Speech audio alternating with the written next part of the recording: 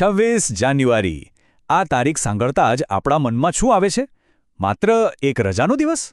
ના, આ તારીખ માત્ર કેલેન્ડરની એક તારીખ નથી, પણ દરેક ભારતીયના દિલમાં એક ગૌરવની, એક જુસ્સાની લહેર જગાવતો દિવસ છે.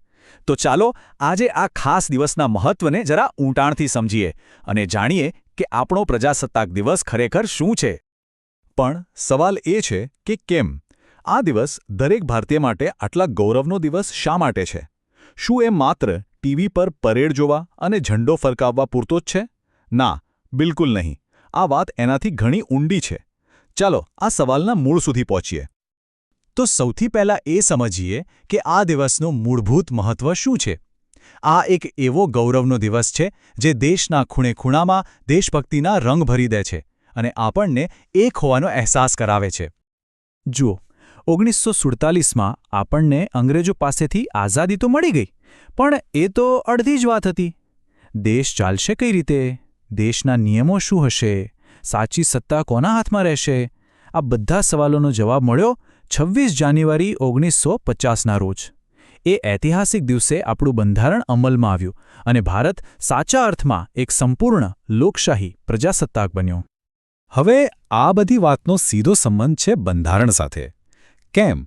કારણ કે બંધારણ જ તો છે આપણા દેશનો એ મજબૂત પાયો જેના પર આજે આપણી આખી લોકશાહીની ઇમારત ટકેલી છે. ચાલો આને જરા વધુ વિગતવાર સમજીએ. તો આ પ્રજાસત્તાક શબ્દનો મતલબ શું થાય? સાવ સરળ ભાષામાં કહું તો પ્રજાસત્તાક એટલે પ્રજાનું શાસન. એક એવો દેશ જ્યાં રાજ કોઈ રાજા રાણીનું નહીં, પણ લોકોનું ચાલે. દેશનો વડો કોણ બનશે એ લોકો જ નક્કી કરે છે, પોતાના મતથી. આ જ તો લોકશાહીની અસલી તાકાત છે. અને આપણે જે મજબૂત પાયાની વાત કરી રહ્યા છીએ ને, એના મુખ્ય શિલ્પી હતા ડૉક્ટર ભીમરાવ આંબેડકર. એમના નેતૃત્વમાં આપણી બંધારણ સભાએ એક એવો મહાન ગ્રંથ તૈયાર કર્યો જેણે આવનારા વર્ષો માટે દેશને એકદમ મજબૂત કાયદાકીય માળખું આપ્યું. અને આ બંધારણની સૌથી મોટી ખૂબી શું છે ખબર છે? એ દરેક નાગરિકને, ભલે તે કોઈપણ ધર્મ, જાતિ કે લિંગનો હોય, સમાન અધિકાર અને ન્યાયની ગેરંટી આપે છે. કોઈ ઊંચું નહીં, કોઈ નીચું નહીં. બસ આ જ વચનની ઉજવણી છે આપણો પ્રજાસત્તાક દિવસ. ચાલો હવે વાત કરીએ આ દિવસની શાનદાર ઉજવણીની. આમ તો આખા દેશમાં જ જશ્નનો માહોલ હોય છે, પણ એનું જે મુખ્ય આકર્ષણ છે ને, એ તો નવી દિલ્હીના કર્તવ્ય પથ પર જોવા મળે છે. શું જબરદસ્ત માહોલ હોય છે ત્યાં! આ પરેડની શરૂઆત થાય છે ભારતના રાષ્ટ્રપતિ દ્વારા ધ્વજવંદનથી. એ પછી શરૂ થાય છે આપણી સેનાની તાકાતનું શક્તિ પ્રદર્શન. ત્યારબાદ આવે છે અલગ અલગ રાજ્યોની રંગબેરંગી સાંસ્કૃતિક ઝાંખીઓ અને અંતે આપણા વીર જવાનોને એમની બહાદુરી માટે પુરસ્કારોથી સન્માનિત કરવામાં આવે છે. આ આખો ક્રમ દેશની શક્તિ, સંસ્કૃતિ અને શૌર્યનો પ્રતીક છે.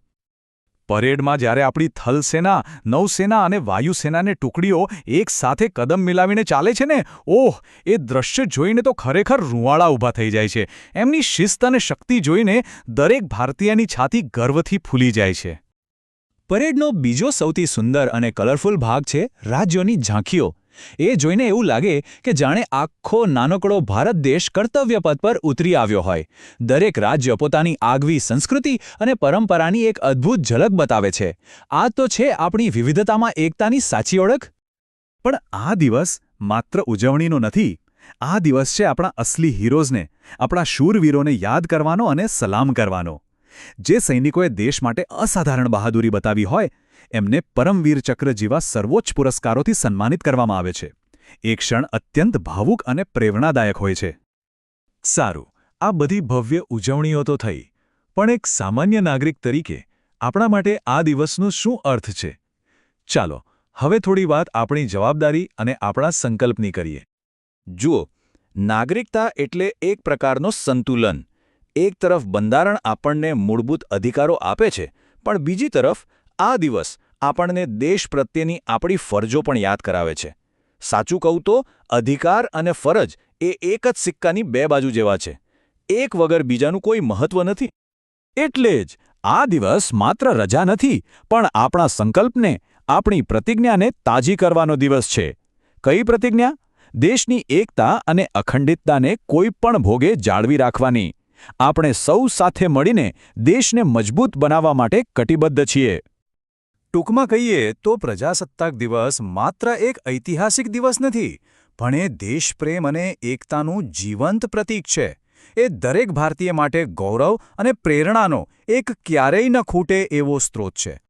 તો અંતમાં એક વિચારવા જેવો પ્રશ્ન, આપણે આજે રાષ્ટ્રીય ગૌરવની ભાવના છે એને ફક્ત 26 જાન્યુઆરી પૂરતી સીમિત ન રાખતા આપણા રોજિંદા જીવનમાં કેવી રીતે જીવી શકીએ? આ પ્રશ્ન પર વિચારવું અને એનો જવાબ શોધવો એ જ કદાચ આ દિવસની સાચી ઉજવણી કહેવાશે. જય હિન્દ.